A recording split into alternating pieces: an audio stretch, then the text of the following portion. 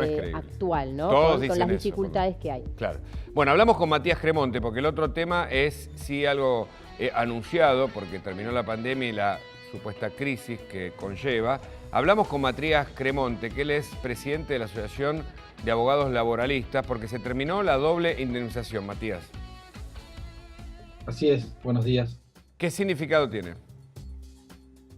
Bueno, que aquellos empleadores que decidan despedir a cualquier trabajador o trabajadora sin ningún tipo de causa, ¿no? Hablamos del despido que se conoce como arbitrario, es decir, que no tiene un justificativo en conducta ni en razones económicas, sino simplemente decide despedir a alguien, tiene que pagarle la indemnización que establece la ley de contrato de trabajo sin los agravamientos de esa indemnización que se habían establecido en diciembre de 2019, es decir, antes de la pandemia. Esto no tiene que ver con la pandemia, tiene que ver con la crisis económica y ocupacional que, según el propio gobierno, cuando asumió en diciembre de 2019, ameritaban elevar la indemnización con un objetivo muy claro, es decir, la de proteger, el objetivo de proteger el empleo, no de que si despiden a alguien le paguen un poco más a esa persona y entonces se beneficie particularmente quien es despedido, sino justamente establecer mayores barreras disuasorias a quienes van a despedir a alguien y que en todo caso pensarán en no despedirlo, es decir, proteger esa fuente de trabajo en función de que tiene un costo mayor desde el punto de vista del empresario. Hablemos un minutito de derecho internacional o derecho comparado internacional en materia laboral. ¿Qué pasa en el mundo con este tema de la doble indemnización o de la indemnización por despido?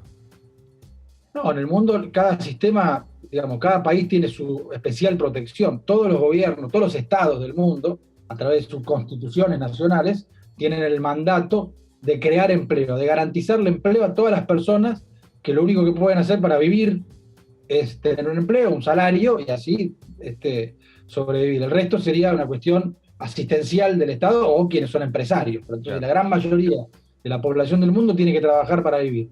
Los estados tienen la obligación de garantizar el trabajo como sea, por supuesto con políticas públicas, con medidas legislativas. Una es garantizar la estabilidad en el empleo, por ejemplo, que haya muchas más trabas para despedir a alguien, y hay sistemas, sobre todo en Europa y algunos en América Latina, que prohíben los despidos o por lo menos los dificultan mucho más. Como en Argentina durante la pandemia, que hubo una medida en función de la situación de emergencia sanitaria y las consecuencias sociales y económicas que se derivan de eso, que se prohibieron los despidos en determinadas condiciones. En otras tienen una indemnización más alta, en otras una indemnización más baja, en otras, es muy interesante el caso italiano, ya que preguntamos de derecho comparado. Italia siempre tuvo un sistema de estabilidad absoluta, no se podía despedir a nadie si no hubiera una justa causa, ¿no? Reitero, siempre estamos hablando de despido arbitrario y sin causa, una decisión inmotivada, ¿no? No alguien que comete una falta y tan grave que por ahí amerita el despido con justa causa. Italia tenía estabilidad y una reforma de hace algunos años del presidente Renzi eliminó la estabilidad y la sustituyó por una indemnización, un poco más alta que la de Argentina, pero más o menos con el mismo sistema.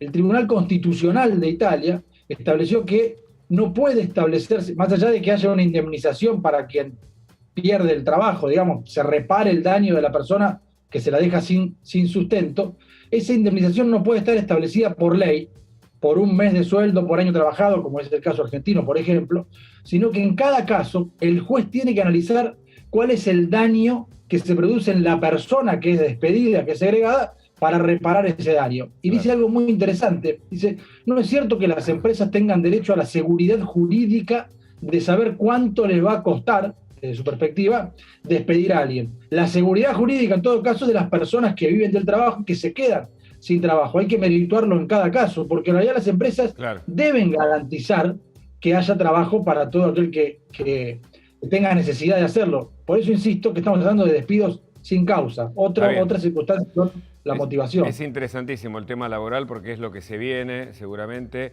Para muchos, por ejemplo, el sistema norteamericano hace que la indemnización sea baja, pero la oferta sea muy alta. Es decir, que también esto, al revés, afecta muchas veces al empleador que no quiere contratar a nadie porque hay una industria del juicio que hace que contrate a una persona y mañana pierde su empresa como consecuencia de este tipo de protecciones o de lo que se llama industria del juicio laboral, que también existe, vos lo sabrás, o se llama de ese modo. Entonces, hay como un equilibrio que no logramos tener, me parece, entre nosotros, ¿no?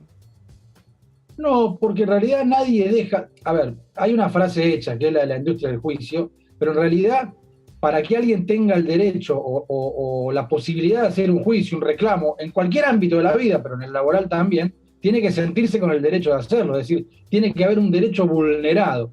En Argentina hay más de un 35% de la población económicamente activa contratada de forma ilegal, es decir, no registrada en la relación y en todo caso, o mejor dicho, como consecuencia de eso, normalmente con un salario menor al que le corresponde, son despedidos sin indemnización, es decir, y bueno, no pero tienen por ningún eso, derecho. a eso iba, justamente, esa promiscuidad o ese fuera del sistema, tal vez se dé por las excesivas sanciones que sufren los empleadores dentro del sistema. Entonces, nadie quiere contratar a nadie en forma blanqueada, como se dice, formal, sino que o tiene que pagar sus propios impuestos el contratado, es decir, que hay una serie de regulaciones que se van dando al margen de la ley justamente por este tema, ¿no?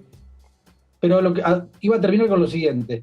Quiere decir que hay casi 4 millones de trabajadores y trabajadoras en Argentina contratados de manera ilegal y los juicios que se inician no llegan al 2% de eso. Es decir, no hay una alta litigiosidad en Argentina si uno lo contrasta con la alta ilegalidad del mercado de trabajo. Pero más allá de eso, que sería otra discusión no menos interesante, porque se habla mucho de eso cuando se habla de la necesidad de crear empleo y cuáles serían las dificultades para eso. Lo cierto es que con esta misma legislación de lo que estamos hablando, por ejemplo, que es la indemnización por despido, sin duplicarla, la normal, la de toda la vida, la que rige en Argentina de 1974, sí, se creó empleo y se llegó a los niveles más altos de empleo en Argentina. No es que para que se cree empleo, por ejemplo, después de la crisis del 2002, el desempleo se redujo al 5 o 6%, ahora mismo no es tan alto, más allá de que la calidad del empleo es malísima. Ahora, según los índices oficiales, está cercana al 8%. Recordemos que hubo momentos donde la desocupación en Argentina llegó al 25%. Sí, hay que contemplar esos datos que vos decís, perdóname, porque Belén tiene una pregunta, estoy monopolizando, pero porque es muy interesante el tema. Hay que contemplar en ese dato de la desocupación si no hay empleo público también, o gran parte del empleo público, que es el que más ha crecido, dentro de esa contemplación, que me parece que es uno de los orígenes del problema también, ¿no? No, porque el empleo público puede crecer a veces, puede caer en otros momentos, pero siempre la mayor cantidad del empleo, cuando crece el empleo, es privado. El problema es que está coincidiendo con que hay una crisis. El problema es que el empleo privado que crece no es un empleo registrado, no es un empleo claro, de la manera que corresponde legalmente, sino que muchas veces, para demostrar que el empleo no cae, lo que se cuenta como empleo es el monotributismo, es el empleo informal, es el cooperativismo, es decir, la marginalidad de lo que debiera ser, digamos, el empleo de calidad. Está y bien, ese empleo es el que no crece. Que es un temón, ¿eh? Es un temón para un debate largo. Pero Belén tiene una pregunta sí, y tenemos que ir redondeando. Agradeciéndote muchísimo, es muy interesante escucharte, Belén. Matías, quería consultarte porque, bueno, este proyecto, la moratoria se sabía que no se iba a prorrogar, pero sí había voces como la de Héctor Recalde, que es un referente dentro del sector laboralista, que planteaba que hay incluso situaciones de algunos sectores que estaban peor que en la pandemia y, bueno, por lo cual se pedía una prórroga. ¿Cómo ves vos el mercado? ¿Hay efectivamente sectores que están en una situación peor que durante la pandemia o cuando se dictó esta emergencia o la situación fue mejorando, cambiando? En todo caso está llegando a los mismos niveles que tenía en diciembre de 2019 cuando se estableció esta duplicación. Que recordemos algo, hoy ni siquiera es duplicada la indemnización, hoy es un 25% más y con un tope de 500.000 pesos. Claro, no es que hay una doble prorrogando, claro, se había ido reduciendo. Pero prorrogando y reduciendo. Pero vuelvo a lo que decía antes, entendiendo que no tenemos más tiempo, solo para redondear. Es decir, acá se trata de medidas que protejan el empleo, no de darle una mayor indemnización. Entonces, si hay que proteger el empleo, esta es una de las medidas posibles y realmente tienen efectividad.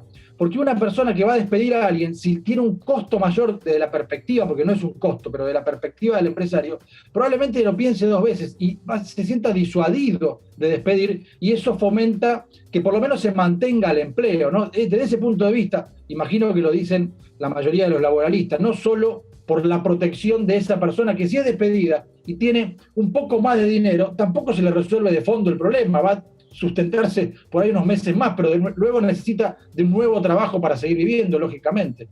Interesante, ¿eh?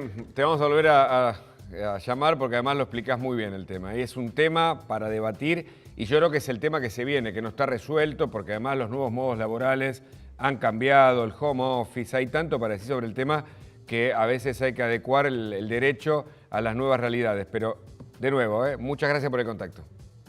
Al contrario, gracias a ustedes. Buen día. Hasta luego. Qué temón el laboral, Belén. Sí, las condiciones para generar empleo. Las condiciones para generar empleo, los nuevos modos de empleo, los nuevos servicios, la tecnología, la inteligencia aplicada. ¿De qué viven nuestros jóvenes? ¿Cuál es el mundo que viene? Las demandas.